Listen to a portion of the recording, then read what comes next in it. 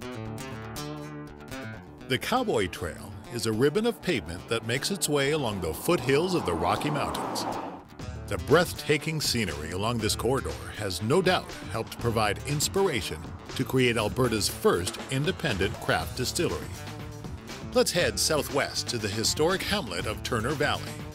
It's here we discover the home of Eau Claire Distillery.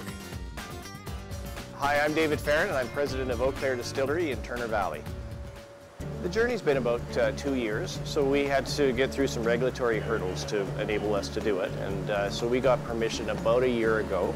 We had ordered our equipment from Germany, and it was custom made for us, and then shipped over, and it arrived in January in about minus 37 degree weather. So we unloaded it in this beautiful old building, 1927 building, and we've been kind of under construction ever since.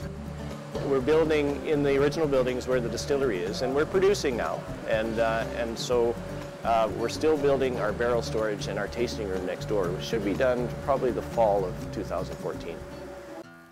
And before classic spirits can be made, it must start with the seed. Spring is the perfect time to do so, using traditional farming methods like horse and plow. The distillery is using some land at the Barrieux Ranch, growing 12 acres of rye. We're really excited about our partnership with the Barrieux Historic Site. You know, they were a very big part historically in Alberta as the first ranch in Alberta, and also as a supplier around the world for Percheron horses, which are the draft horses we use to farm our grain. So we have planted, we broke the land and we plowed it, and now we're harvesting it on the Barrieux, about 12.5 acres of rye. So we have a couple of other places in Alberta that we're also horse farming, but the Barrieux is kind of our main place.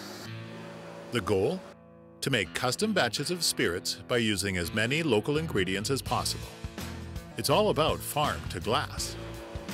We want it to be pure, we want it to be all natural, and we want it to begin at the farm and end in a full cycle of Alberta products. Like a fine wine, spirits reflect the nature of the ingredients used in production. The distillery first released a vodka. Barley is an unusual base for a vodka, but different can be good. It's named after 3 Point Creek, a side stream of the Sheep River that winds its way past Turner Valley. Then a gin was created, parlor gin, to reflect the history of Prohibition-era gin parlors throughout the world. The flavor profile is made up by using Alberta grain, mainly barley, along with Saskatoon berries, rose hips, and London dry-style spices. It takes about 6 days to create vodka from beginning to end, so that takes into account all of our fermentation. Gin is a longer process because we really have to let the flavors marry and they rest, and some of the stronger flavors sort of come off as it rests in the tanks. And it's about 2 to 3 weeks. Another classic is in the works, one that takes a lot longer to master. Distilling is an art of great patience, and so we have to wait for up to 3 years and even longer for our whiskey to be ready, and we're making single malt and rye whiskey. So in the meantime, what we wanted to do was introduce some good Alberta terroir products, which is our gin and our vodka, all made with Alberta products, Alberta barley, etc. So it's kind of a fun thing to do and introduce to the market while we're also waiting for the whiskey. Hi, my name is Larry Kerwin, and I'm the master distiller at Eau Claire Distillery here in Turner Valley. For great distillation, you need to start with good grain. Once harvested, the grain is ground, mashed, and converted into fermentable sugars. And those fermentable sugars produces a liquid we call wort. It's really brewer's wort. We'll call it distiller's wort. And then it goes into fermenters. And that's basically the same process as you would have in the brewery. The difference is we don't add hops to it and we don't boil it because we don't want to kill all that enzyme. We want that to ferment out as far as it can because we want to get every milligram of fermentable extract and convert it into alcohol. So that part of the process, what you're seeing here, is basically what you'd see in a brewery. So that's how we measure how much alcohol we have in the distiller's beer. What you see behind me, though, this is the distillation part of it. So once we've fermented that out, we put it into this beautiful copper pot. And besides being really technologically advanced, it's it's almost a work of art. The distillation chambers are made out of copper, which is the traditional material used in brewing and distilling.